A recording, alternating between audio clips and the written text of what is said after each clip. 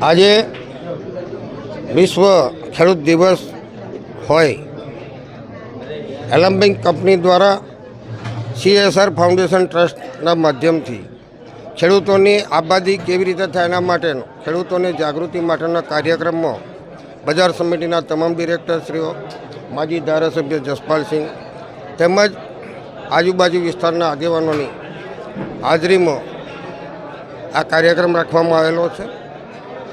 એલમ્બિક company CSR foundation trust વિવિધ ક્ષેત્રે કે આવનારા દિવસોમાં ખેડૂતોની આબાદી કેવી રીતે વધે એના માટે વિવિધ કાર્યક્રમો ચલાવે છે. ત્યારે એ કંપનીને ખૂબ ખૂબ શુભેચ્છાઓ આપીએ છીએ. સાથે જ સાથે જે કુદરતી માર પડે છે, વર્ષોથી મહીસાગરના પાણી દર અમાસને પૂનમે તિથોર આડબંધ નહીં હોવાથી આ વિસ્તારના જમીનોનું ખૂબ જ મોટા પાયે ખરાબ થઈ રહી છે. ખારા પાણી આવવાનું મૂળ કારણ આ મહીસાગરનું પાણી, દરિયાનું પાણી ઠેઠ વાસદ સુધી પહોંચે. ત્યારે આડબંધ ખરખડી તિથોર બદલપુરનો આડબંધ વહેલી તકે થાય એના માટે વડાપ્રધાન નરેન્દ્રભાઈ મોદીને પણ ખબર છે કે 600-700 કરોડનો પ્રોજેક્ટ છે, કંઈ કરોડો રૂપિયાનો પ્રોજેક્ટ નથી. પરંતુ આ પ્રોજેક્ટ થાય એના માધ્યમથી આ વિસ્તારની ખેતી બચી જાય. તેની સાથે સાથે મોદરા, ભૂંડ, નીલગાયો આ બધાનો ખૂબ ત્રાસ. ત્યારે ખેડૂતને ખેતી કરવી એક મુશ્કેલીનું વાતાવરણ ઊભું થયેલું હોય ત્યારે એના માટે પણ સરકારે વિવિધ કાર્યક્રમ દ્વારા આ નીલગાયોનું એક અભયારણ્ય બનાવવું જોઈએ જંગલ વિસ્તારમાં. ને નીલગાયો અને આ જે ખેતરમાં નુકસાન થઈ રહ્યું છે, ભૂંડોનું પણ એટલું જ મોટા પ્રમાણે નુકસાન થઈ રહ્યું છે કે શહેરના ભૂંડા લોકો ગામડામાં છોડી દે અને એક બાજુથી ખેતીનું સત્યાનાશ કરી દે. ત્યારે ખેડૂત આપણો છે, ખેડૂત બિચારો થઈને રહે છે.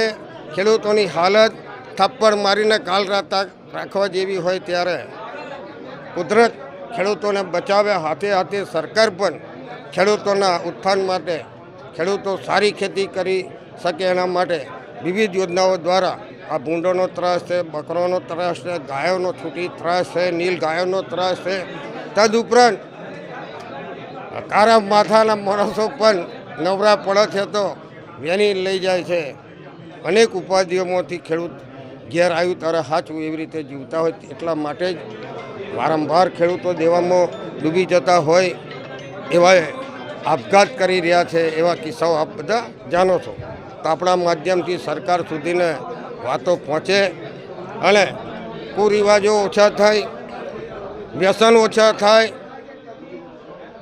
પોલીસનો અત્યાચાર ઓછો થાય, ગરીબ લોકોનું અને ખેડૂતનું હિત હચવાય એવા પ્રયત્નો ચાલે. આ દેશ ઋષિ મુનિઓનો અને ખેડૂતોનો દેશ હોય.